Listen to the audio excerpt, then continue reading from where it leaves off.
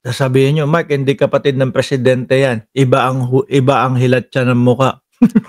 Grabe naman kayo. Oh, hindi masaya si Amy Marcos kasi daw si Romualdez ay hindi kakasuhan. Ngayon, Romualdez hindi kakasuhan, sigaw ni Amy, so Merry Christmas pa rin. Madam, mahirap naman po kasi ipilit 'yan. 'Di ba? Ano gagawin nyo? Kengko yan, yung ating bansa. Kasuhan si Martin Romualdez. Ano ikakaso? Bahala ka na dyan. Bahala ka sa buhay mo.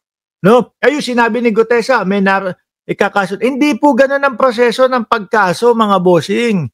Di po ba? Sabi ko nga sa inyo,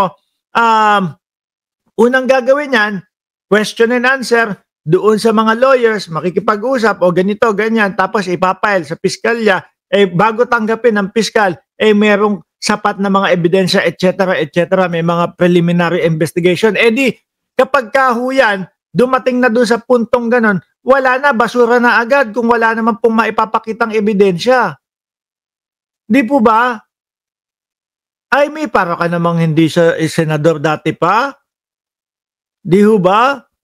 Nandiyan sila Topacio, nandiyan sila Torion, bakit hindi kayo magtanong? Yung mga lawyer din na yon, nagpupumilit din nakasuhan si Martin Romualdez. Pakitaan nyo kami ng ebidensya. Pag nakita namin yung ebidensya at pasado sa aming paningin, kami pa sisigaw. Sisigaw pa kami na Martin Romualdez, kasuhan ka na dapat. Kaso wala ho. No, ang hirap pong ipilit niyan sa sambayan ng Pilipino. Ano, bobo na din kayo, Amy? Mahina din ang kukote nyo, Amy? Nakakaso kayo, kakaso-kaso, tapos walang ebidensya. Alam nyo, mga kababayan, meron na naman silang, di ba, yung Kape Chronicle? Yung dati, dati sumikat yun. Kasi, hindi natin alam na si Amy pala, palabida doon. Di po ba? Yung Kape Chronicle at yung mga made in Malacanang, etc. Pinapalabas na mahina si Pangulong Bongbong Marcos doon sa made in Malacanang, tapos ang malakas si Amy Marcos. Di po ba, mga kababayan? Ngayon ho, wala nang resibo. Yung ginagawa ho nila ngayon, yung Kape Chronicle nila, wala na. Ang sinasabi na lang nila, madami nang nagsalita. Kahit naman po sino, andaling kumuha ng madaming salita Di ba, Jorge Edralin at Mark Laksamana, wala nang resibo, Boss Mark. Yun, totoo. Kaya nga po ang ginagawa nila, rally. Diyan na lang, puro rally. Akala naman nila, mauuto nila ang sambayan ng Pilipino sa rally na yan. Pinagtatawanan na lang ho sila. Alam nyo ho, mga kababayan, eto hinala ko lang. Yung tingin ko is, hindi kaya natatakot din si Amy Marcos kasi may sablay siya, may dawit siya doon sa mga kung ano mang ginawa ng mga Duterte. Di ba? Yun ho ang iniisip ko mga bossing. Hindi kaya may sabit si Amy Marcos na kasapakat ng mga Duterte kung ano man yun. Kaya ho ipinagpipilitan ang kanyang sarili. Bakit to, mga kababayan, maiisip ko yun. Biruin mo, nilapastangan na yung tatay, yung ama. Uhukayin, nananahimik. Ay mga bossing chief amo, sir, ako naniniwala ako kahit isa sa atin dito sa 461 viewers. No?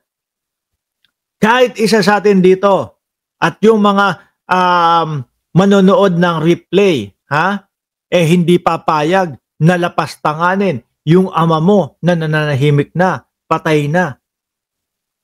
Tapos, ang sasabihin, huhukayin ko yan, itatapon ko yan sa West Philippine Sea.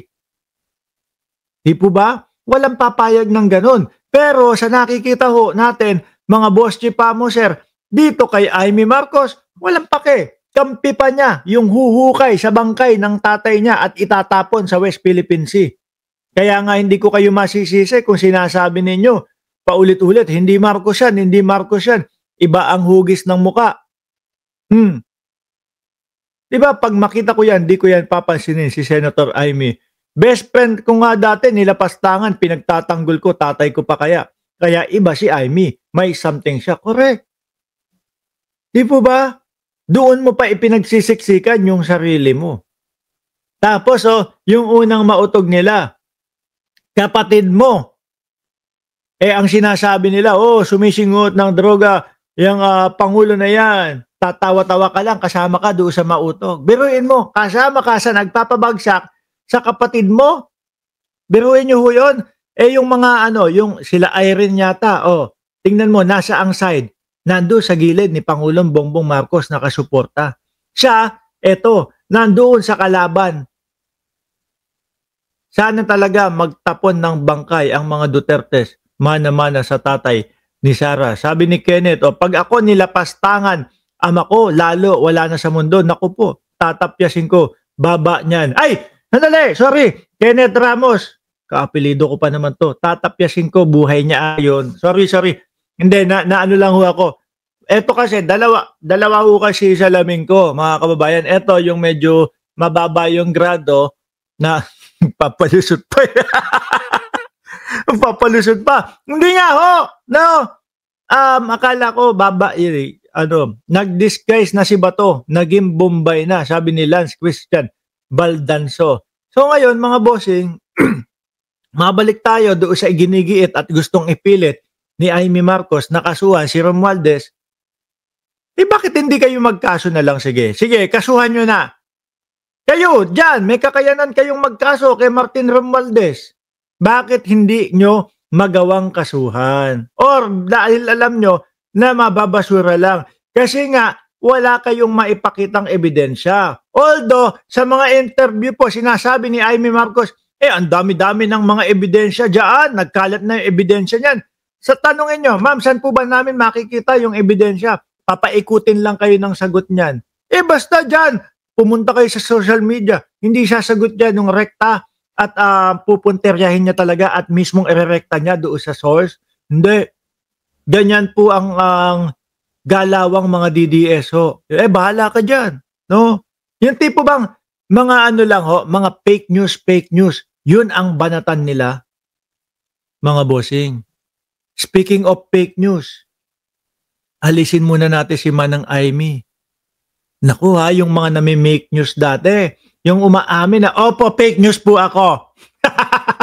Naalala nyo yung mga pinatawag doon sa Kongreso, nung nandoon pa, nung congressman pa si Paduano, baka fake news kayo ng mga DDS baka sabihin, si Paduano, wala na yun, natalo na yun. Hindi ho natalo yun si Paduano, mga bossing.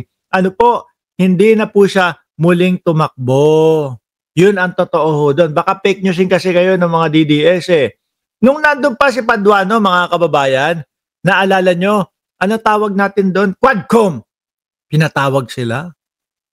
Ay, hindi pa ito. No, mali ito. Hindi pa ito.